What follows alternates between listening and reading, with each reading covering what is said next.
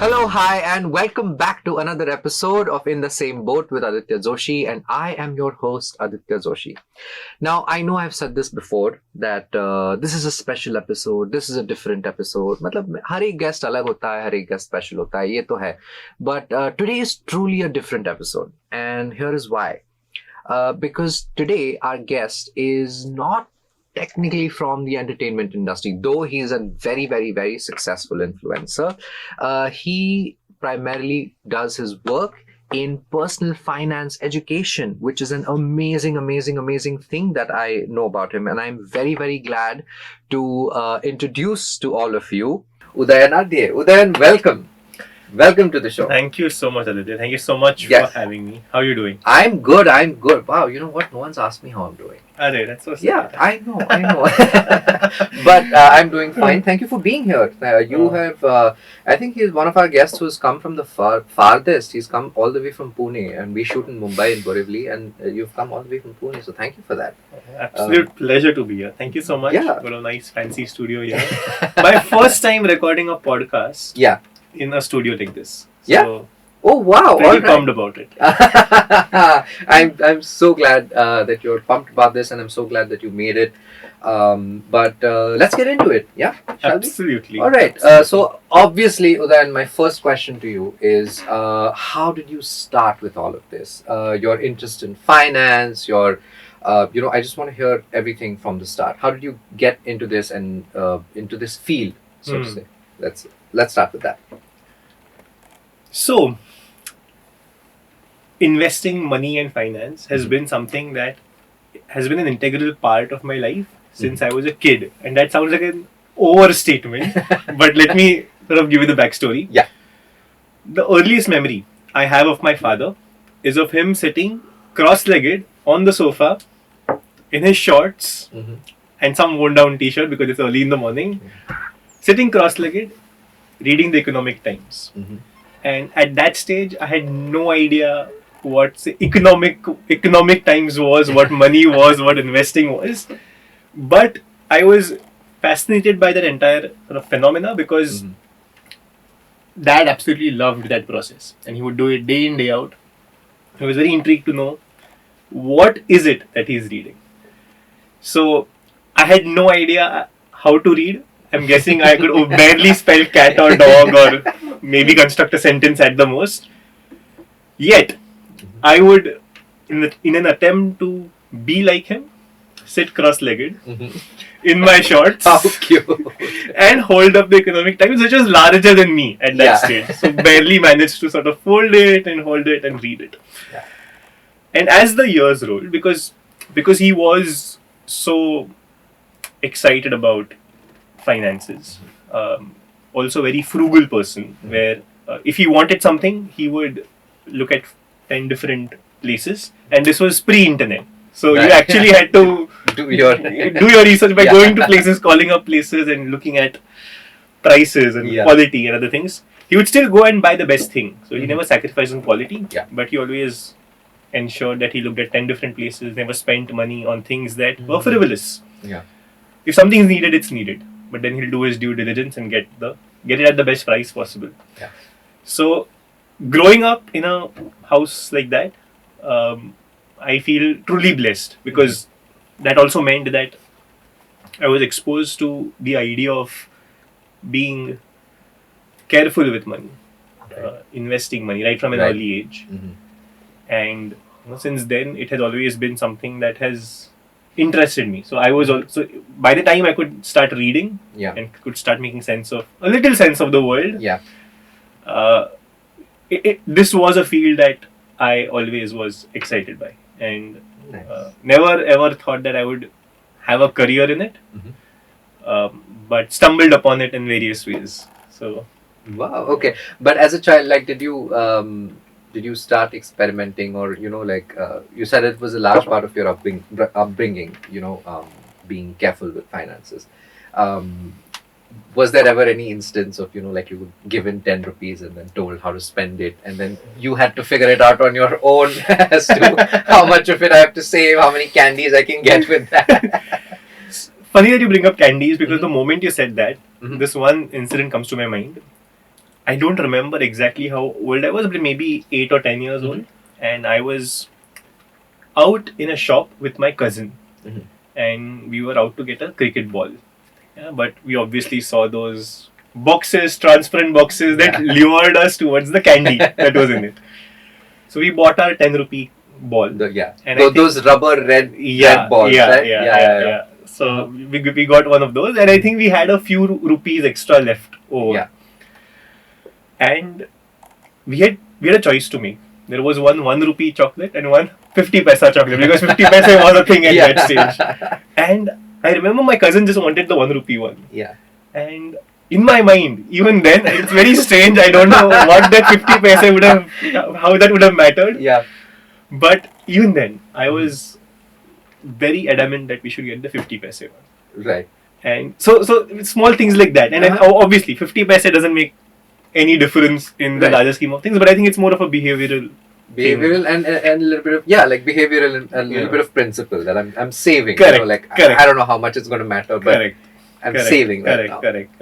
Yeah. And I think that seeps into different aspects of your life, because you tend to be more careful about this, how much is coming in, how much is going out. Right. Which I think people make personal finance very complicated, but at the end of the day, it is quite simply put: how much money you're making, how much money is going out, and how much can you save out of that. Right. Because if you can save more, you're going to be in front of about 99% of the people out there.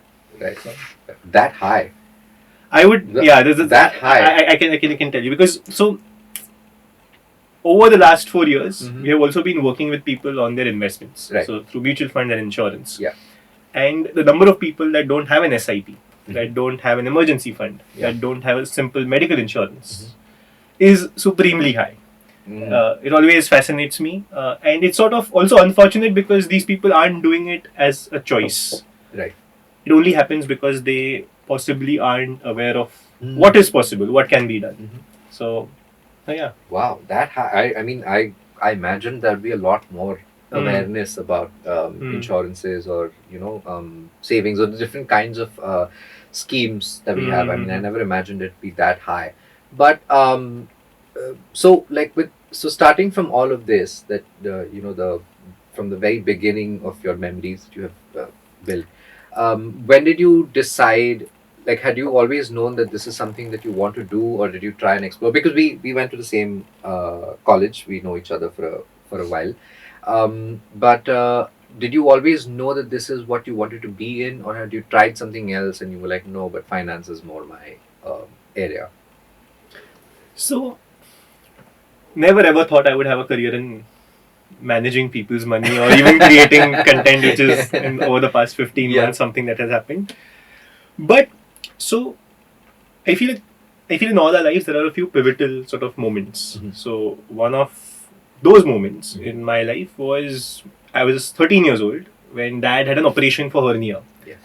And there was a complication, anesthesia, and since then he hasn't been well. So he's still reliant on us. Yes. Even awareness wise, he's not there 100%. So we need to sort of rally around him and support him in different ways. Yeah.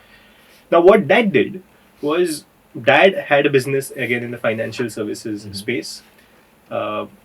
Because of the goodwill that he had built up over all those years, a lot of those clients stuck around. Until the time my mother, who at that time, before this incident, was a nursery school teacher. So she had a nursery school of her own. Oh, okay. So studied BCom, but back when she was 20 years old. So since then had no real professional relationship with financial services of any kind. But she learned the tropes of the business. She learned the basics and started looking after what he had built, and then build something on top of that as well. Now, as that was happening, I was 13, 14, 15 years old, and 13 years when it happened, 14 years when she started looking after his business and started building her own space in the setup. So she would learn about things. She would come back home, and essentially it was my grandmother at home, my Ajji. My sister had moved out by then for her education. So the only real person she could talk about those things was with me. Okay. And because I already had that passion towards money and investing. And passion at that stage doesn't really count towards much, because what can you do Yeah. with passion for money at the age of 14, right? But reading about all these people who had made money through investing, that was something that always made me curious. Right. And now she was coming in here and talking to me about real experiences of real people, of her real learnings, which was, I think, the best thing that could have happened from how I looked at money as well. Right. So, and even at that stage, it wasn't as if I wanted to make a career in it, but she kind of trusted me at the age of 14 and 15 to take a lot of money decisions from an investments perspective for the family portfolio. Okay. Okay, and again, big confidence in me from her, but I mean, now when I look back, I feel I did not know anything at that age, so that was a scary move. but then I did not do anything nasty with it or rash with it. I think that was itself a good sign. I would say it was a good sign. Correct. Like Correct. At that, I mean, being like, at least for me, I think being able to handle money at such a young age. I mean, my parents, I don't think, still trust me with money, but being able to handle money at that age, I think there was a. Is it safe to say that there was a certain air of caution to you always, that, just be a little cautionary with this? As you said, with the 50 paise thing, I think that translated up later, because it was like, this is a lot of money that I need to handle, but I need to be cautious with it.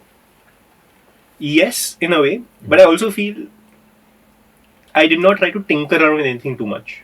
I did not tinker up with anything at all, literally. Okay. Because certain things were set up, and I think that's the best lesson in a way that I learned, where just keep doing what is happening as long as the basics are right. Right. Right. So yeah, as long as you are again staying patient. The boring things. Yeah. Right? You're being boring with the money. You're not doing anything adventurous with it. So I feel that was a huge learning. And then, so when we met in college, around the same time, I think a couple of years before that, maybe when I was, again, 14, 15, 16, was when I started loving to write. And I remember reading the first Lee Child book, The Killing Floor by Lee Child, where he introduced Jack Reacher. And at that stage, I knew, okay, I need to write a book. And I need to write thrillers. That was my favorite genre, still is. And not because Lee Child, not because he made writing look simple, but there was something about his writing style that just drew me in. And funny enough, a few years later, I was watching an interview by Lee Child, where he talked about the same thing happening to him when he was reading his favorite author. Okay. Right? Until then, he was entertaining the idea, but when he read that, he realized that he needed to be a writer. So I wrote. So to answer your question about whether this was a career choice, finance, it wasn't. It was just something that I was reading about, learning about as the years rolled, while there were different things that I was doing. Right. Is writing still in your radar, so to say? Is it still something you want to do? Are you writing any books currently? Because I think that's fantastic that you are a published author, and it's just so incredible to know somebody who has who's had the patience to write an entire freaking novel. I think that's pretty cool. But is it something that you're still pursuing in your free time, or no, not really? So I would say in the past 8 to 10 months, I haven't written any non-fiction. Okay. I haven't written any fiction. All the writing has been in the financial domain. I have ideas that come to me, but I just feel the time right now is not right for writing. Not right, and so because for all these years, right? So if you think about it, I'm 28 now.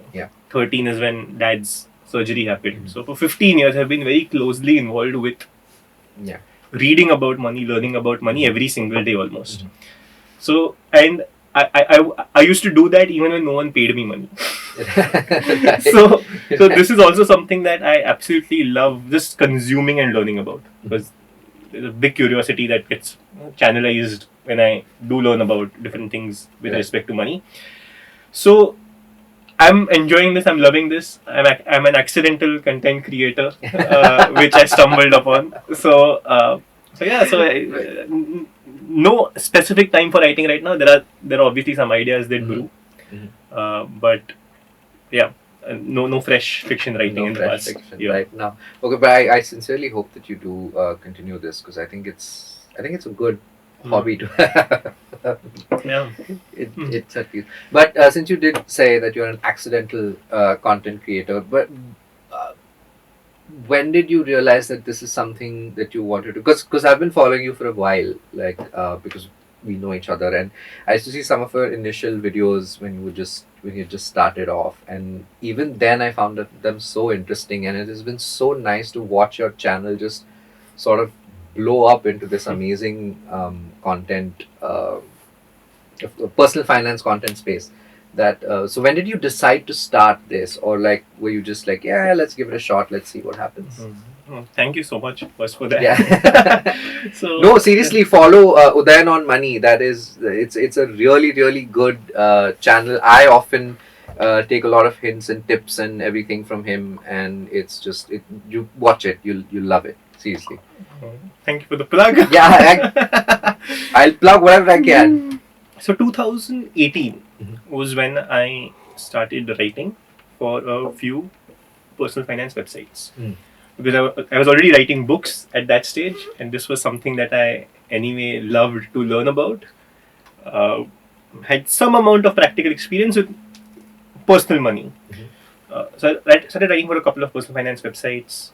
One of them is, I think a lot of people would know about it now, is I Will Teach You to Be Rich, which is Ramit Sethi's.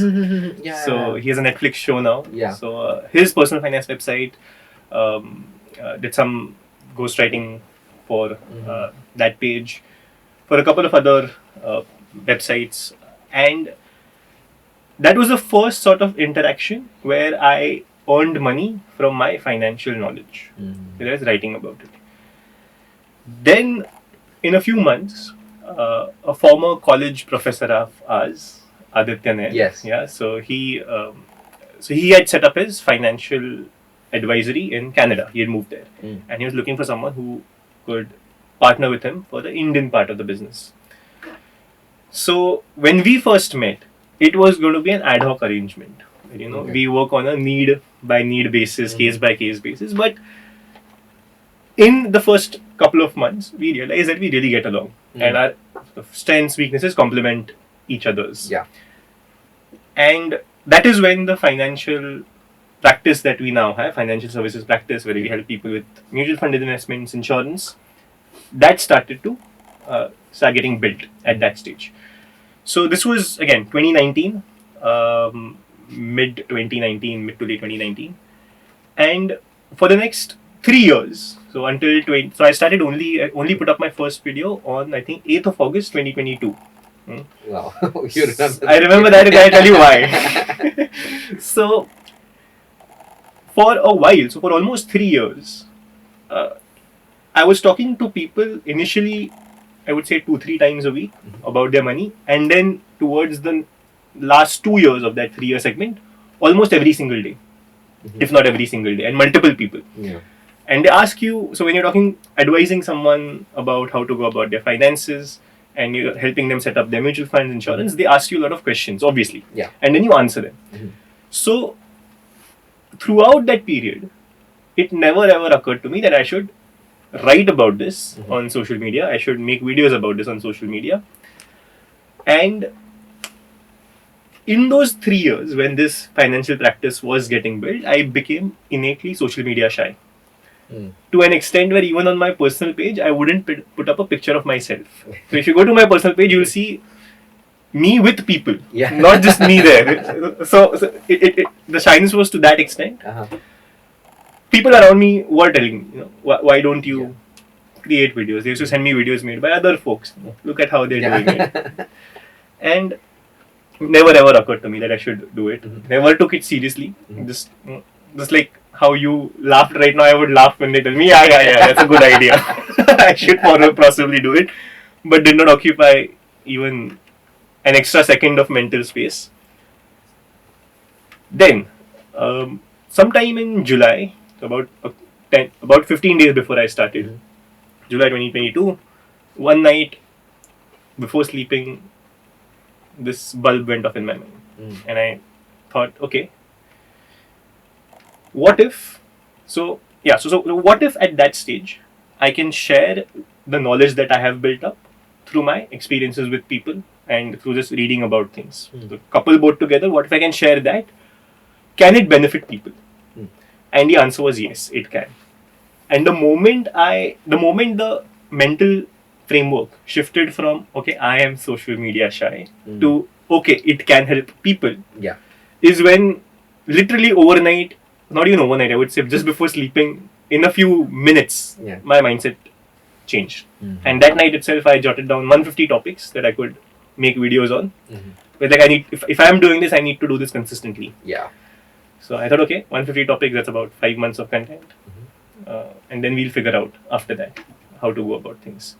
And yeah, then purchase a ring light, and not even a ring light, I think initially. I was recording from my terrace. Yeah. So there was no need for a light. So yeah, I think that's how it all started. But did you like when did you know that it's like, you know, getting really popular, and because now you have a really big following now. Did you imagine it'll be popular, or you were just like, no, whoever, even if it helps one person, it's fine?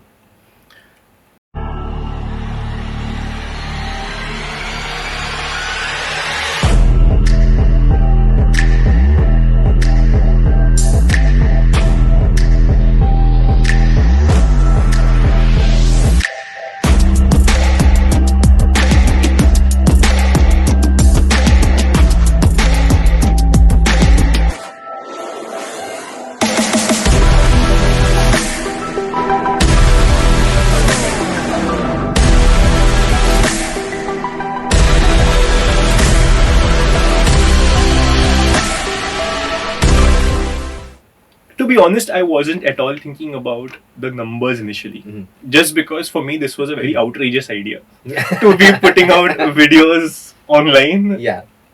And I remember being scared for the first 3, 4, 5 days of me pressing that publish button. Yeah. Because I think we imagine a lot of problems in our own mind. Yeah. And especially I think when you're putting yourself out there, you imagine a lot of...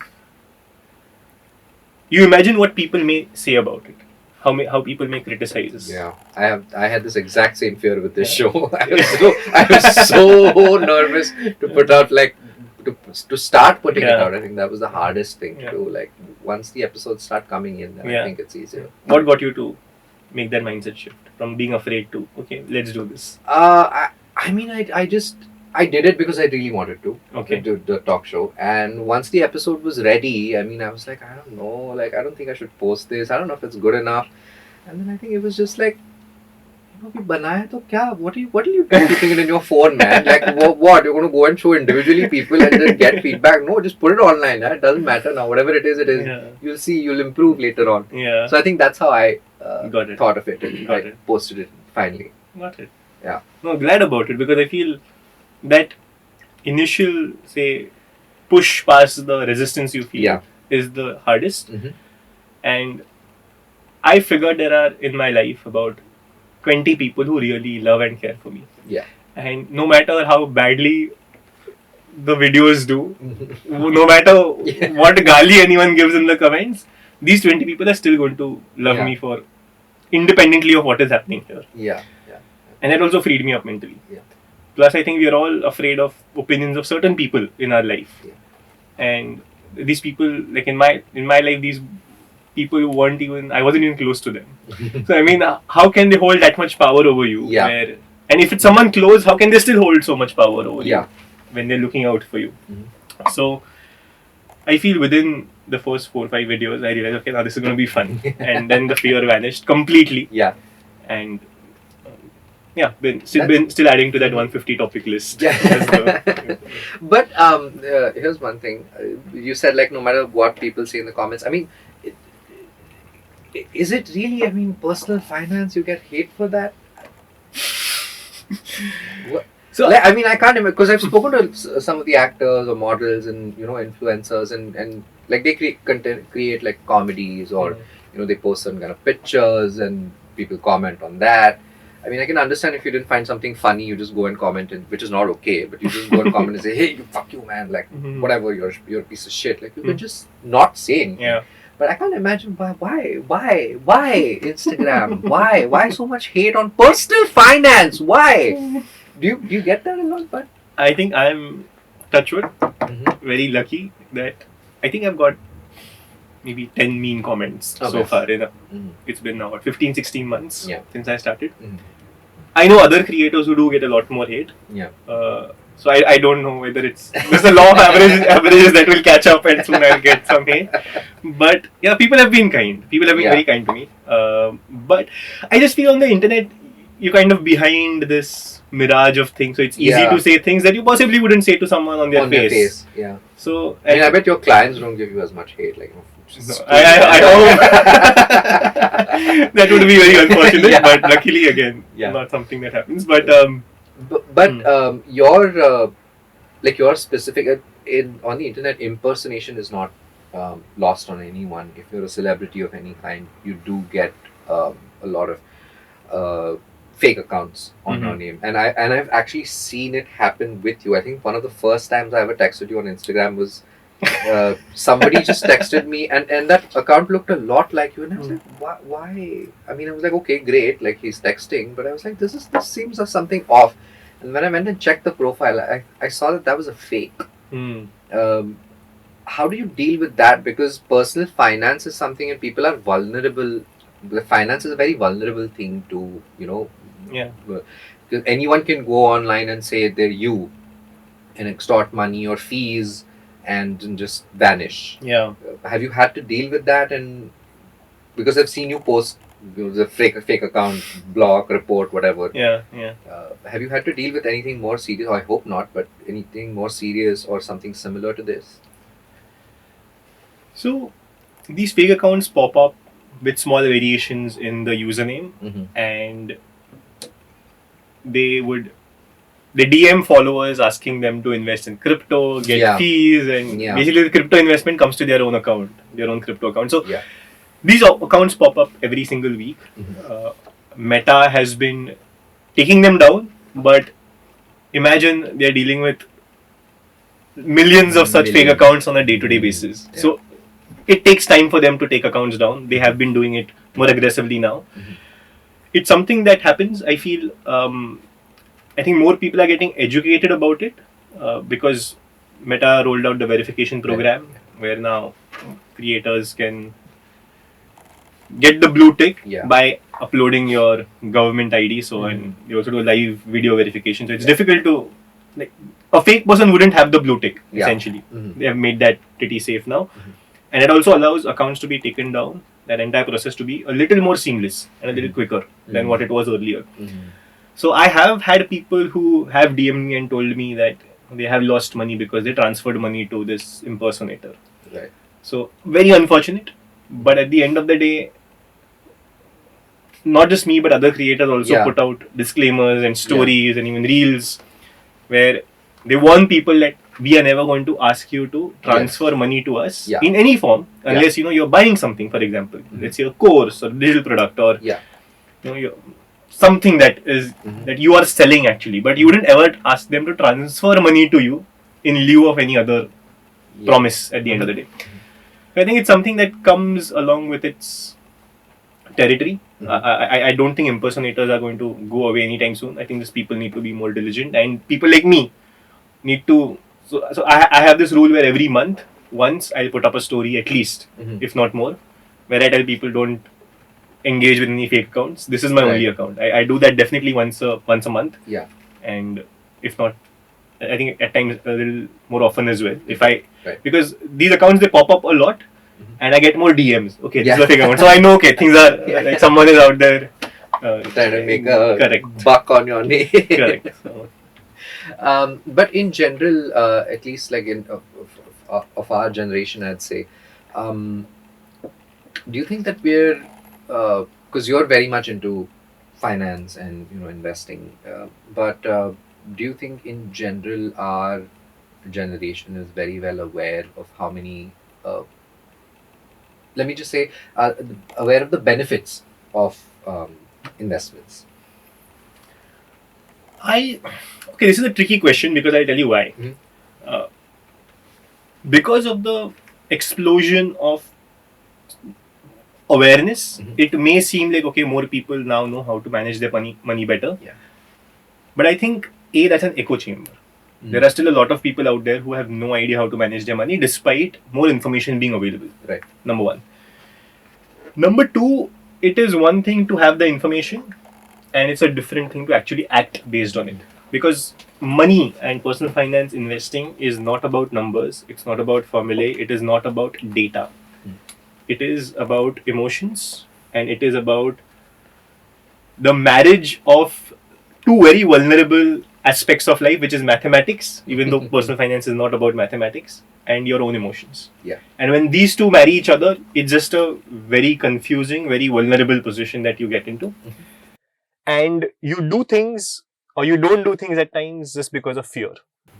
And so even if the information is out there, I feel a lot of people simply don't act. And again, this is not their fault because it is a difficult thing to get started. That's the biggest hurdle when it comes to money.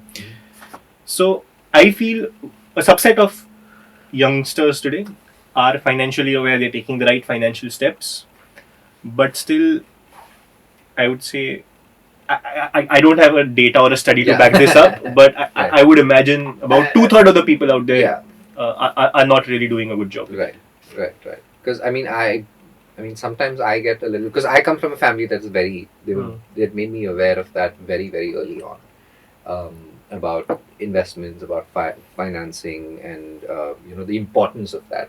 So usually, like even right now, I try to save as much as possible, but there is still that urge to I kind of want to spend on myself too, but for me, it is never ever without putting some amount aside for that. Like basically, I follow like the 25-75 thing. Like I try to at least save 25%, and then. But do you think that's really? Sometimes the amounts are small, like I said, but I really feel that it adds up. So do you feel that that's a good way to sort of go about managing stuff, to at least keep some amount aside?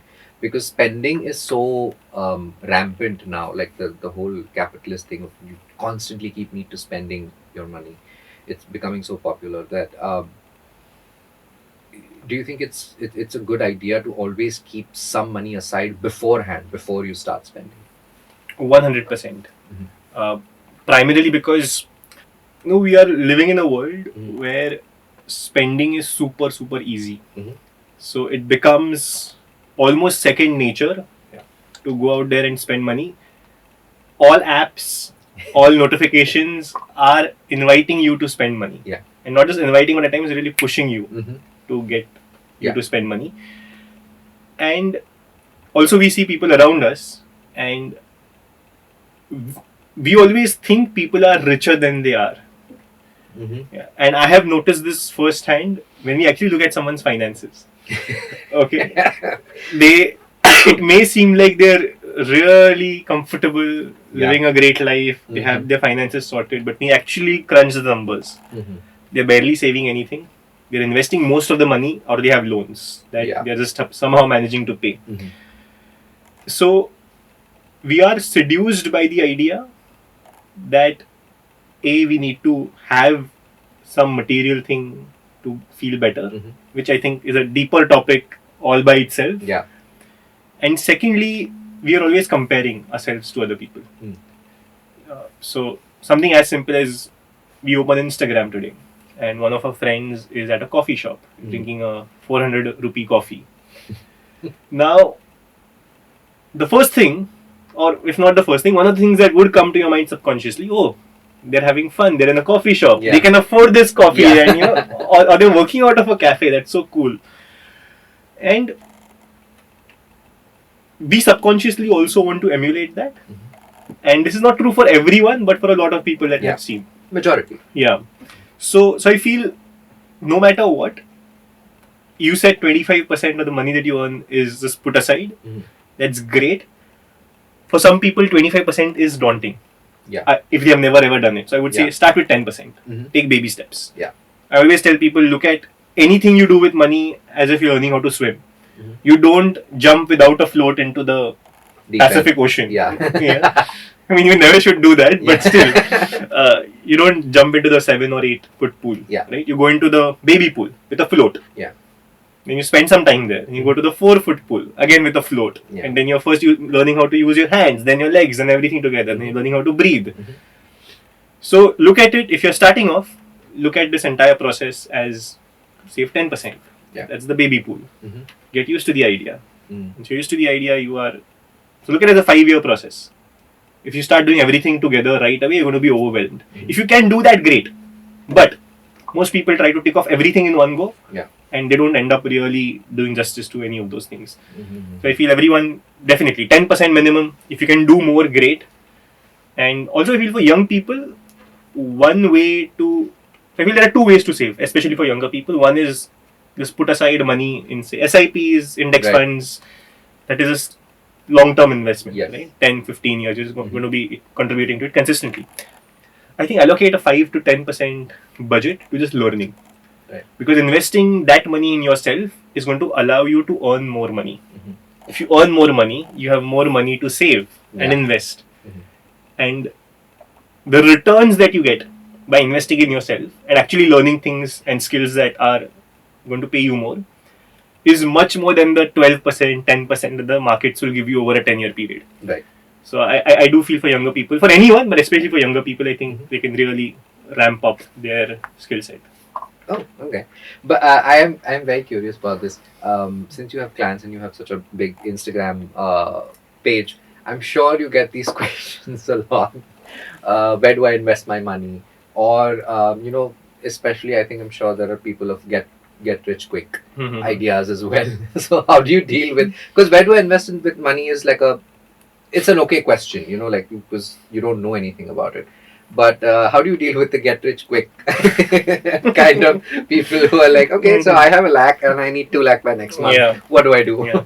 So a few months back, Mm. I had ran a poll on my Instagram stories. Yeah. Okay. I had given them a number. I want to invest 5 lakhs Mhm.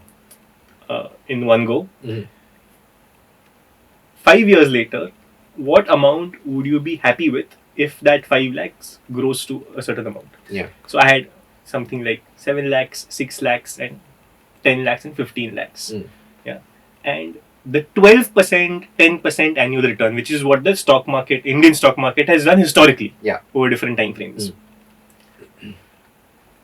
I would say, I don't remember the exact number now, but about 75 to 80% of the people chose the return rate of 20%.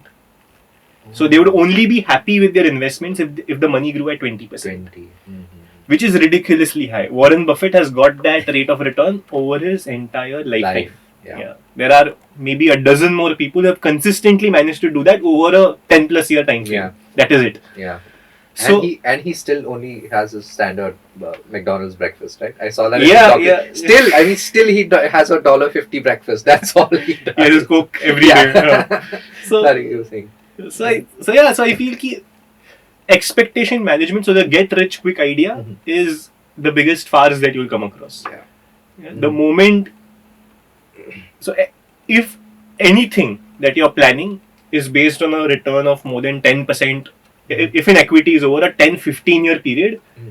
you are setting yourself up for failure. Failure. If you get higher returns, that's a bonus.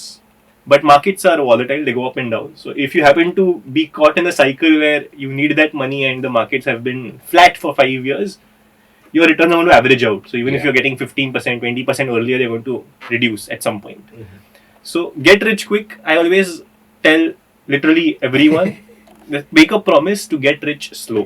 Yeah. Because when you do that, you don't take rash decisions. Mhm. You're not doing the wrong things. Mhm. You're not tempted by the hot, flashy thing that is everyone's sort of topic of fascination at that stage. Okay. Yeah. So, no such thing as get rich quick. Unfortunately. Yeah. Or else everyone would be rich Yeah. if it was that easy. But okay, I do have this slightly weird question for you. So you've written a book and you love cricket. Like I remember, I think we used to discuss cricket a lot in Mhm, college, or mhm, at least a couple of mhm. times we have whenever there were matches going on.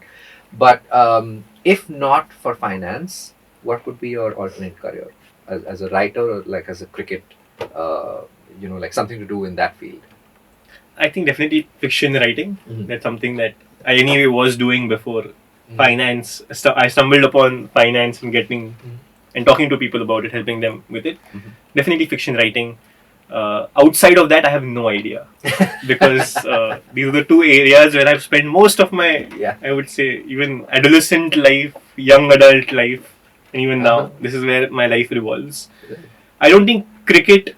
I wanted to be a cricketer as a kid. Uh-huh. I used to play at a sufficiently professional level Okay. until the age of 15. Mhm. So yeah, maybe a cricketer, but I mean, Yeah.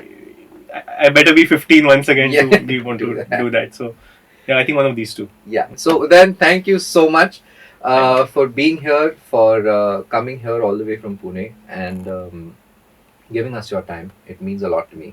And I hope that you've learned something. Please do follow his channel because it is really really good. I get a lot of I get a lot out of it.